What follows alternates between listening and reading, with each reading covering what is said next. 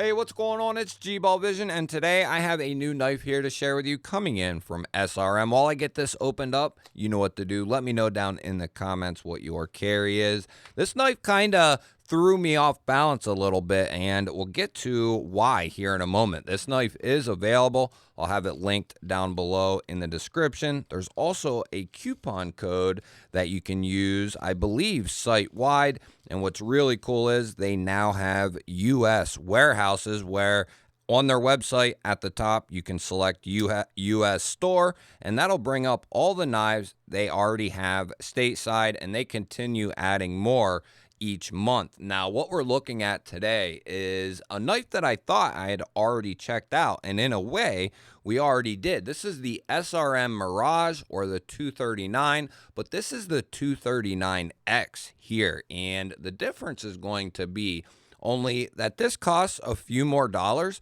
but we're going to be getting 14C 28N steel here instead of the original came in D2 steel. Those were about $40 or so. These are going to come in at $49.95 plus that 10% discount code. So that's going to knock this down below $45. And SRM has a proven quality about them, especially when it comes to their budget knives, these $50 to $60 knives or $40 to $60 knives.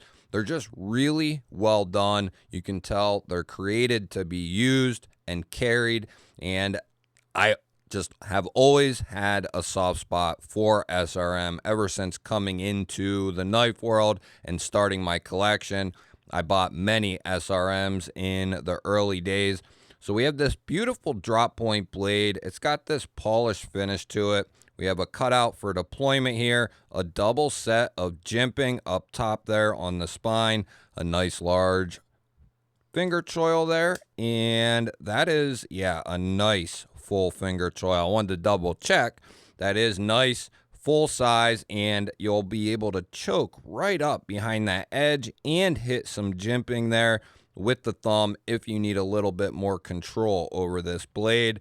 We're going to be looking at G10 handles with texturing, and we are also going to be looking at a taco or integral frame, meaning this is one piece of metal instead of two pieces like a standard pocket knife is going to be, two separate liners.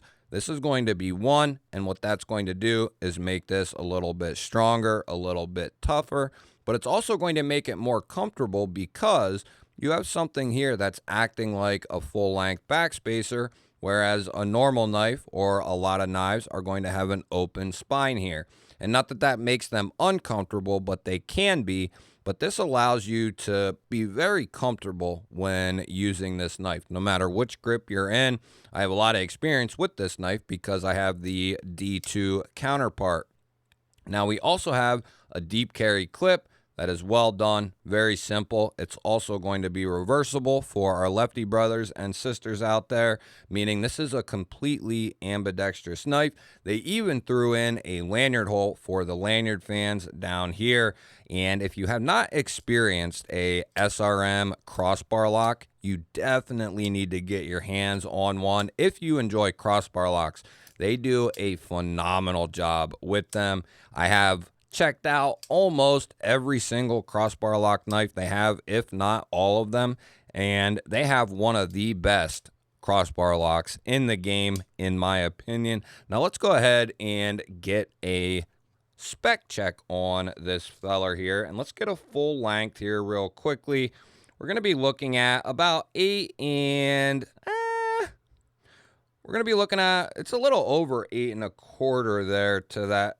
We'll give it 8 1/4 strong of total length, 3 1/4 of cutting edge, and that's coming down there right at 3 5/8 of total blade.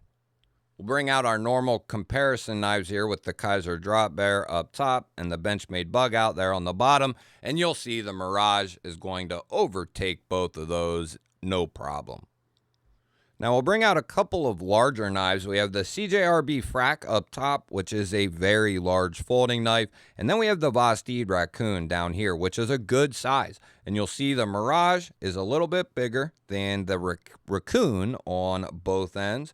and it's going to be competing in that frac size. It's not quite as long as the frac, but it's getting up into that general size, meaning this is going to be a good, healthy length for someone who likes a larger folder. Very standard operation here when it comes to the pocket clip. Nothing insane going on with it, but it's going to work well and it's going to be ergonomic in the hand, going to carry nice and deep. So if that's something that you appreciate or prefer, this knife will carry pretty deep and it's going to look clean in the pocket. Good retention on our thin microfiber cloth from 50 Ways Baked In. I'll leave a link down in the description. This company makes some incredibly nice hanks. And like I said earlier, this knife is going to be left-hand friendly. So on this channel, we like to guess the weight here. And if you want to play along, what do you think the weight is of the Mirage here? Put it down in the comments. I always look forward to some of your guesses. I'm going to give it a shot here and see if we can hone in here on the weight of this knife. It might be a little deceiving because of that integral backspacer, and they usually are. Let's see here. Let's say like 3.6-ish. And I wouldn't be surprised if it's up around, now let's go 3.6. Oh, I was gonna say, damn. I was gonna say I wouldn't be surprised if it's up around 3.8 or something, but I didn't want it to be lighter than 3.6 and then sound like an idiot. Damn it. And 108 grams.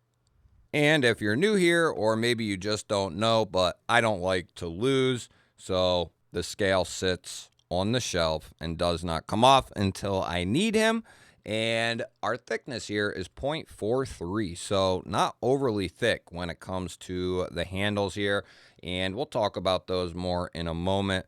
120 thousandths on the dot for our blade stock thickness. We'll pick a random spot here, and that edge looks beautiful. That's one thing you can always count on from SRM is they're going to cut well, they're going to have good lockup, they're going to do all the things that you want them to do, and this is going to come in down there around 18 thousandths behind the edge there. Let's see how the Mirage cuts out of the box. And to check the edge, we'll use some catalog paper here, some very thin, shitty catalog paper, and we'll see how this thing pokes. I think it's going to be a great poking and piercing knife.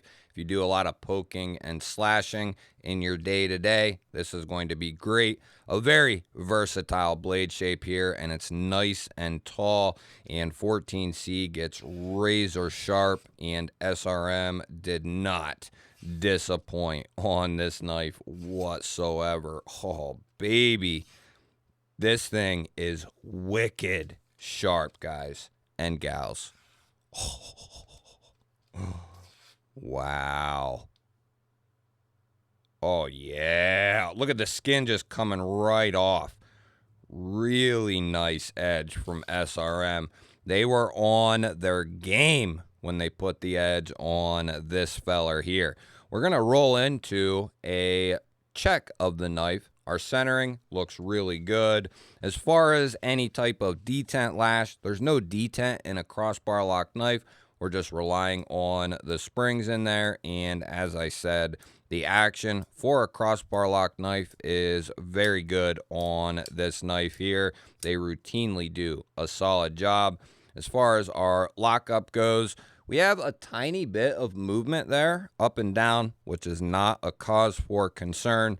And as far as side-to-side play, I don't feel any. Feels good. Let's go ahead and we'll run a quick hardware check here. And T6 on the body and T6 here on this pocket clip screw. We're also going to be looking at T8 for the pivot there. So we have T8 and T6. So basically all you're going to need to do is take the clip off and switch it around. If you have good bits and a good driver, you'll accomplish that no problem, whether it's T6 or T8. I would prefer that SRM moves completely to T8s, but a lot of companies are trying to catch up to that type of setup when it comes to their screws. I think a lot of companies ordered 1 million T6 and they're just using them up, is my guess. I think eventually we'll see most companies start to go to T8 all the way around. Now, the next thing we're going to take a look at is the lock. So we already did a diagnosis on the knife. Everything is spot on. Let's go ahead and make sure that crossbar lock is going to hold up here through a little bit of adversity. We're going to start up towards the tip and give it a couple of lighter taps, and that puts a lot of stress on the lock here. And then we'll close it and recheck it. It sounds good. That puts a lot of stress on the blade, and it might not look like much through the video. I know sometimes it don't, sometimes it does. That would, if a knife's going to fail, doing that, it'll make it fail 9 times out of 10. There are some that slip through the cracks, but that would get her done right there. And as I said, a little bit of movement on a crossbar lock is no cause for concern. Man, sounds good, feels good, and she's holding nice and strong. I remember being very impressed with the older brother to this knife. And I'll bring that out here for a moment, and you can see here, the original D2 version, they have some slight differences, and I couldn't remember. I thought maybe this was more of a clip point, and sure enough, it is. So we're actually looking at 2 different blade steels, 2 different blade shapes, 2 different finishes on the blade, and slightly different handle designs, if you will. They're both going to be G10. Both have crossbar locks, really good crossbar locks. This one has brass pivot collars, the newer one, and we're going to have a left and right hand clip here. Full finger choil. Both are really solid. I don't know if this knife is still available. If it is, and I can find it, I will have it linked down below if you want to check it out. It does have a little bit larger opening for deployment, and I would say they both work really well. Both going to be that integral frame and going to have the same clip. Now, some people will probably and possibly may not like this area here. And one thing I can say to that is this is an EDC knife. This isn't a knife that you're really going to go out and just be squeezing the hell out of this knife all the time. I think for a choked up grip, you're really not going to have much feeling when it comes to this area here. I don't feel that area at all. Now, everybody's hands will be different. The original doesn't have that opening there. Now, time will tell if that ends up, causing any issues, but it certainly don't on the show side, and it doesn't feel like it's really going to affect anything on my palm there either. Like I said, time will tell, but I think this version here is way more refined. Double set of jimping, the cutouts a little bit more precise. The crossbar lock on both is really, really good. I'd say it's probably a little bit better on the newer one, but still very good on this knife. This one's a fairly old model here, but a lot of similarities and a couple of differences. You'll have to let me know, what do you think of the Mirage 239 and the Mirage 239X? I always look forward to hearing your thoughts and opinions on these knives, and let me know what you think of SRM. Do you have any experience with any of their knives? If you're looking for an inexpensive or budget-ended EDC knife to just be your daily user, SRM is a great option to take a look at. Highly recommend going over there and seeing what they have to offer. Like I said, I'll have them linked down below in the description and in the pinned comment, along with a 10% discount code. Don't forget to share this video with all your family and friends. They're definitely going to want to know about the new Mirage 239X from SRM. Hit the thumbs up button. It helps push the video to more people, and I truly appreciate it. If you're new to the channel and you enjoy knife and EDC content just like this, you're in the right place. Make sure you subscribe because I release daily videos just like this, and I'd love to have you here. Make sure you ring that bell. I'll put up a couple of new videos on your screen. Go check one of them out. Have yourself an awesome day. Thank you all again for watching. I will catch you on the next one.